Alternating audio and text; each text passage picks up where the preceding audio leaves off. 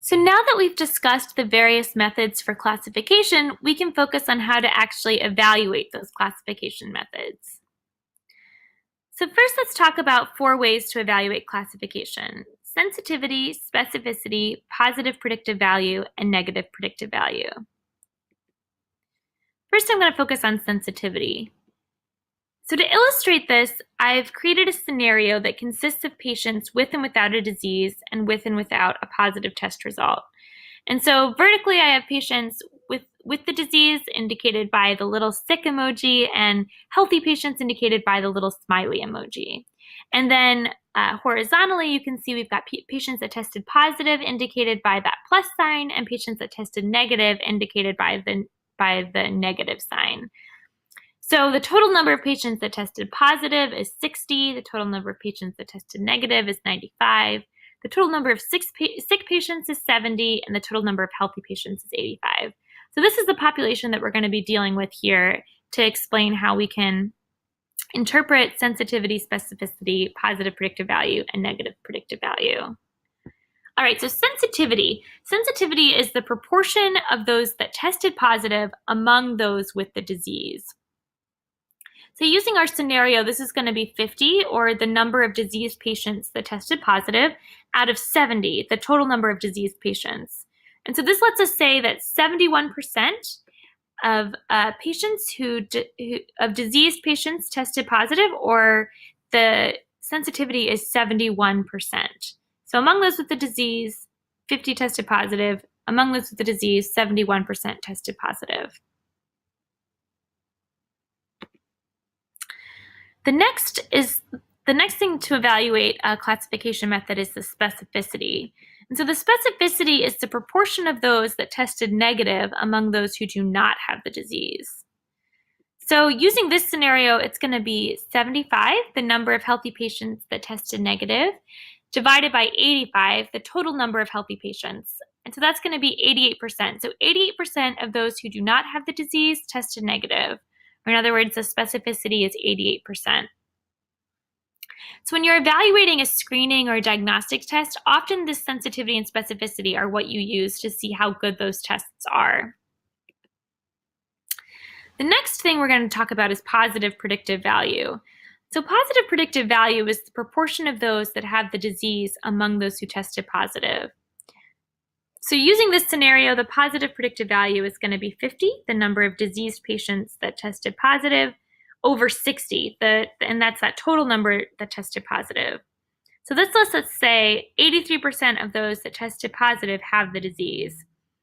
Okay, so notice how that interpretation is a little bit different than what we were talking about with sensitivity and specificity. So while sensitivity and specificity are good, they're good ways to assess screening or diagnostic tests. When you have a patient in front of you, the patient is actually often more interested in knowing the positive predictive value because they want to know how likely they are to have the disease given a positive test result, which is what positive predictive value tells you. And the next thing, kind of the opposite of that positive predictive value, is negative predictive value. And so this is going to be the proportion of those without the disease among those who tested negative. So using our scenario, this is going to be 75, or the number of healthy patients that tested negative, over 95, the total number of patients that tested negative. So that'll be 79%. So that tells us that the negative predictive value is 79%.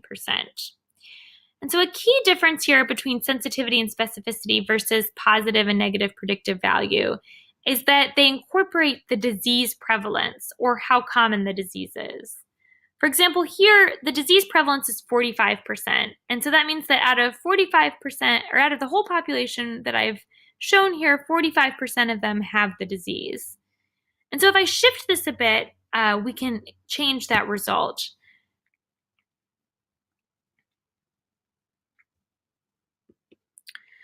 So let's say that this is the scenario now. So now we've got a different population. This population has 92 people in it, and here we have a few shifted numbers.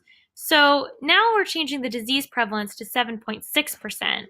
The disease is a lot rarer. Now only 7 out of 92 patients have the disease. So here the sensitivity and specificity have stayed the same at 71% and 88%. But the positive and negative predictive value are really different. So now the positive predictive value is 33%, and the negative predictive value is 97%. This low positive predictive value means that the test is even though it's very sensitive, that test is very sensitive. Since the disease is so rare, testing positive doesn't actually mean that you have the disease. In fact, only 33% of those who test positive actually have the disease. So we discussed various types of prediction models in the previous section. We talked about regression, we talked about classification trees, and we talked about ensemble methods. And depending on the type of model output, different evaluation tools can be used. So if the model output is categorical, that means it directly categorizes into two groups. Then we can use sensitivity and specificity like what we just talked about. And if the disease prevalence is known, then we can also use positive and negative predictive value. So let's look at an example here. Here we've got a novel tool for the assessment of pain. This is the same example we discussed in the previous section. And you can find the full text in PLOS Medicine if you're interested. But looking a bit closer at the methods and findings section, we can see that this study used classification tree analysis. And so that means that this is going to create a categorical output. So the sensitivity and specificity will be ways that we can evaluate how well this classification tree did. And so in that same paragraph, we can pull out the sensitivity and specificity for this test. So the sensitivity is 92%. And that means that 92% of those with radicular pain tested positive for radicular pain. And the specificity is 97%. And that means that 97% of those without this pain tested negative. So sometimes these models have output that is continuous. So for example, logistic regression will output the probability of being in a disease class instead of classifying into just the groups themselves. And so this output can then be classified by choosing cut points for the probability. And this will create categorical classifications that can then be evaluated with the same tools that we've mentioned, that sensitivity and specificity. And so there are a lot of different potential cut points that can be chosen. And you can visualize all of these potential cut points using something known as a receiver operating characteristics curve, or an ROC curve. And so an ROC curve is going to plot the sensitivity on the vertical or the y-axis, and 1 minus the specificity on the x-axis for every potential cutoff. So each of these points here represents a different potential cutoff, and then they're connected with a line. And so depending on the question, sometimes you might be wanting to optimize sensitivity while keeping the specificity above some predefined level. So a value closer to the upper right side of the graph will be chosen. Or maybe the opposite is true. Maybe you're trying to optimize for specificity, in which case a point closer to the bottom left side of the graph will be chosen. So one way to choose an optimal point is to choose the point that maximizes both the sensitivity and the specificity. And that's going to be that point closest to the top left corner of the ROC plot.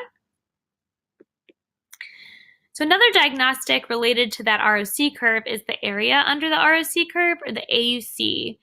And the AUC can help you determine how well a model separates between classes. For example, an AUC of 1 would mean this whole graph would be filled, so the ROC curve would be all the way up against that y-axis and then all the way up against the top of the graph.